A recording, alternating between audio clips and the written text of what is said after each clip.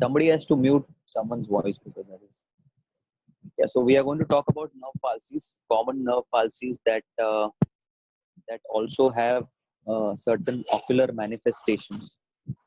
And so essentially, when we study the anatomy, we understand and we have already learned that uh, yeah. So essentially, when we study the anatomy, we have learned that there are three important cranial nerves which play an important role in supplying the extraocular muscles within the eye.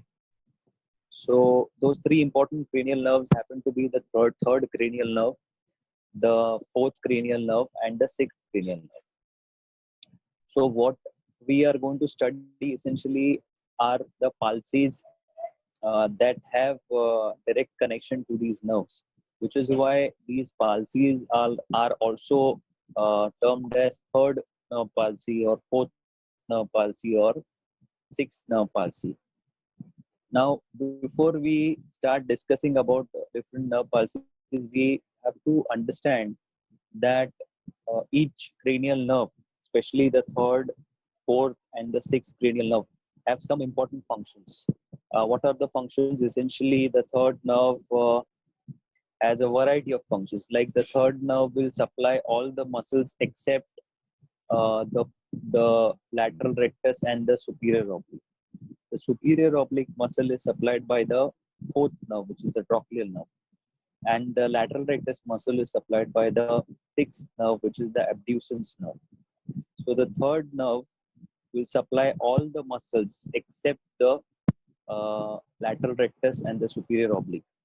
The third nerve also does an important job of supplying the sphincter pupillae muscle. So where is this sphincter pupillae muscle? When we study the anatomy of the iris, we know that there are two important muscle groups within the iris, which is the dilator pupillae and the sphincter pupillae. The sphincter pupillae is responsible for pupil constriction. So the third nerve also supplies the sphincter pupillae. The third nerve also supplies the ciliary muscle.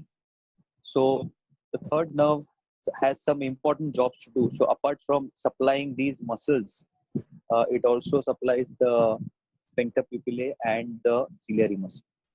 Now, why are we talking about this? The reason is that when we have a third nerve palsy, it is easier for us to understand what can be affected if we know what is the job of third nerve.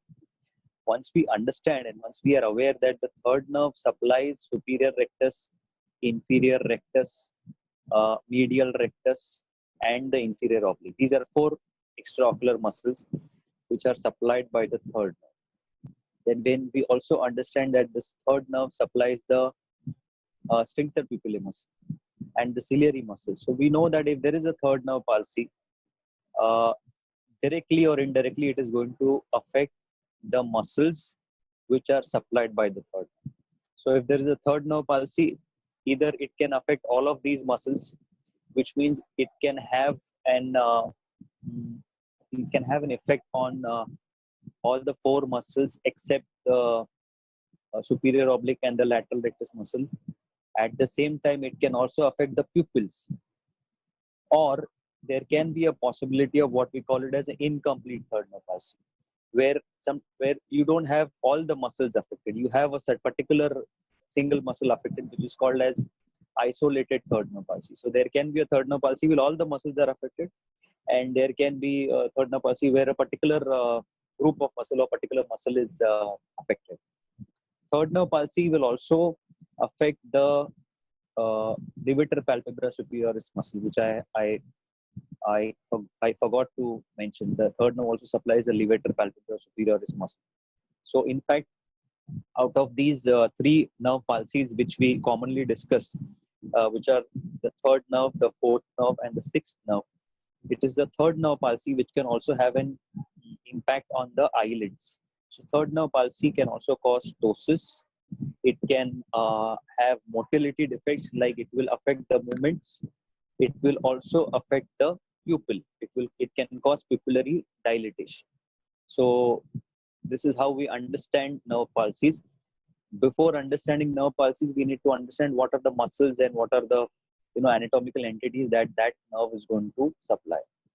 When we will talk about sixth nerve palsy, we understand that the sixth nerve essentially uh, uh, supplies the lateral rectus muscle.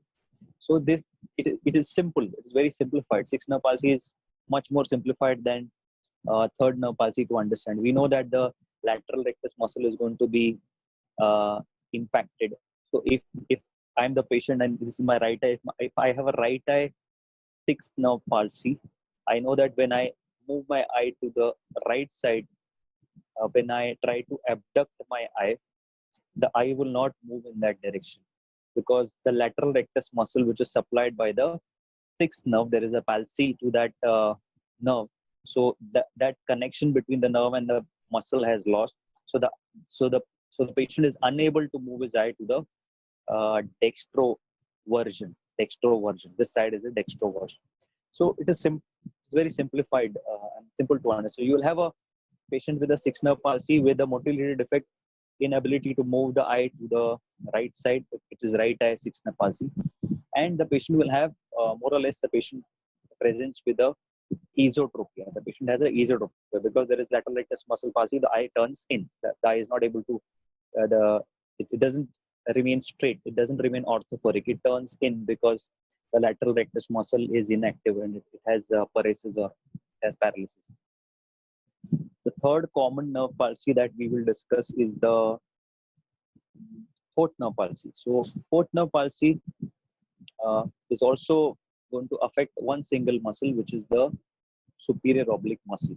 So if we know the anatomy very precisely, it is easier to understand nerve palsies. You know that the fourth nerve supplies the superior oblique muscle. So in case of fourth nerve palsy, it is the superior oblique muscle which is going to get affected.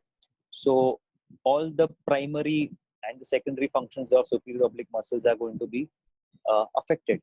So when we study nerve palsies, you track the muscles that that nerve is going to supply, and you know that that patient can have a motility defects related to that particular muscle. When we talk about third nerve palsy, it has more variations to it because third nerve supplies four extraocular muscles.